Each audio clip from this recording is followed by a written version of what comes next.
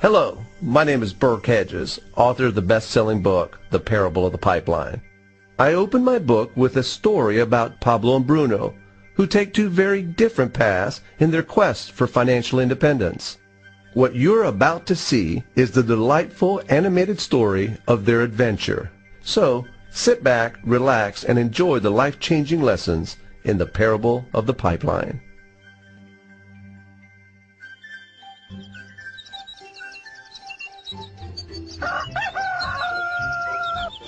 Far away, in a small village, near a beautiful valley, lived two friends, Pablo and Bruno.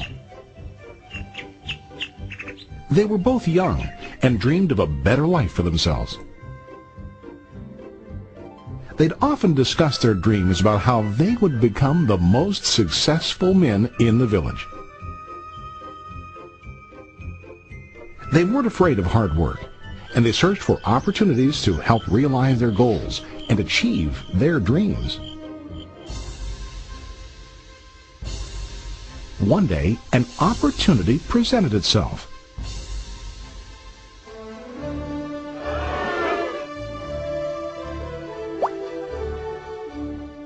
The mayor of the village decided to hire two people to bring water from a spring up on the mountain, across the valley, back down to the village. They were to be paid based on the amount of water delivered to the village. Bruno and Pablo enthusiastically got to work. Every day, from morning till evening, they carried buckets to and from the spring. They worked hard, carrying water to the village. In the evening, they'd return home with their day's wages.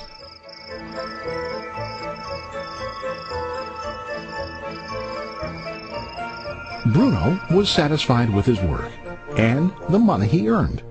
He was sure that with this work he could achieve his dreams.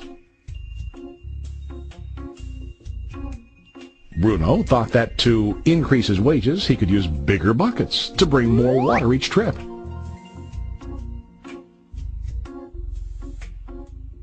He believed with a larger income he would soon be able to buy a cow and the house that he dreamed about.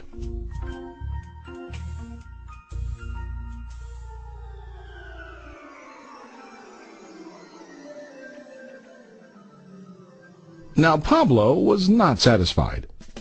At the end of the day, his back and hands ached, and he was exhausted. He was looking for an easier way to earn more. One day an idea occurred to Pablo. He imagined building a pipeline to deliver the water from the mountain spring to the village. With this pipeline, he could get more water to the village without carrying buckets back and forth from the spring to the village. Soon, he got very excited about his idea and began to plan. Pablo, of course, shared his idea with his friend Bruno and asked him to join with him to work on and help build the pipeline. Bruno thought the idea was crazy. All Bruno could think about was what his money could buy today and how to get it quicker. He felt that building a pipeline would slow him down and delay him in achieving his goals. Instead, Bruno got bigger buckets and went more often back and forth fetching water. He was sure that with this method he could make more money. Pablo decided to build the pipeline on his own. He understood that it would not be easy to build, and it would take time to complete the pipeline. Pablo knew that it could take several years to finish, but he set his mind on his goal. Every day he worked and carried water like before. But on weekends and during his spare time, he worked hard to dig in the rocky soil and build his pipeline. In the first month, there was little to show for his work.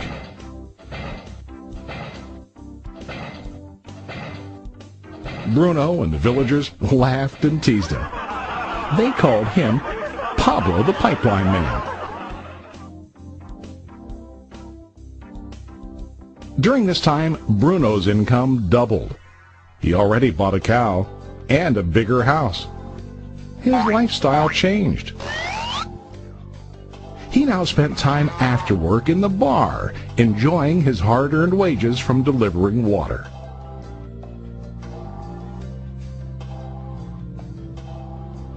What Bruno didn't realize was that his body was starting to stoop from carrying the heavy buckets every day.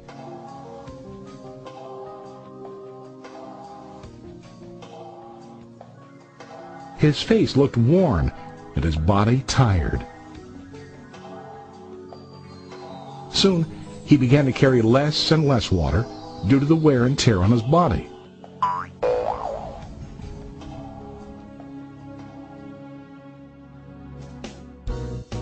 Month after month, Pablo worked. Soon a year passed, and then a second year. Finally, Pablo finished his pipeline. He now used his pipeline to deliver water to the village instead of carrying buckets. Pablo was now earning more money than ever before. The water continued flowing to the village, while Pablo wasn't working. While he slept and ate, the water flowed. Pablo was happy and proud of his insight, persistence, and hard work. Now his income flowed as long as the water flowed through his pipeline.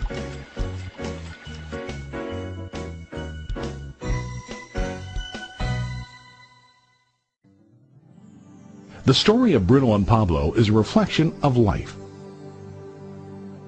Their jobs symbolize what most people do to earn money. Bruno gets his money using buckets. He goes back and forth, carrying his buckets from the spring to the village in exchange for money. To increase his income, he either has to go more frequently to the spring or to use larger buckets. It's common in real life to increase our income by working harder. For example, working overtime or getting a second job. We also increase the size of our buckets by accepting a higher-paying position, which often includes spending more time on the job. Most of us exchange time for money like Bruno.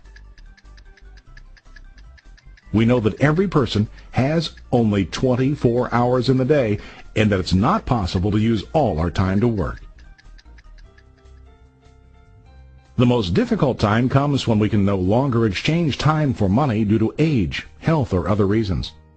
Then, our income stops.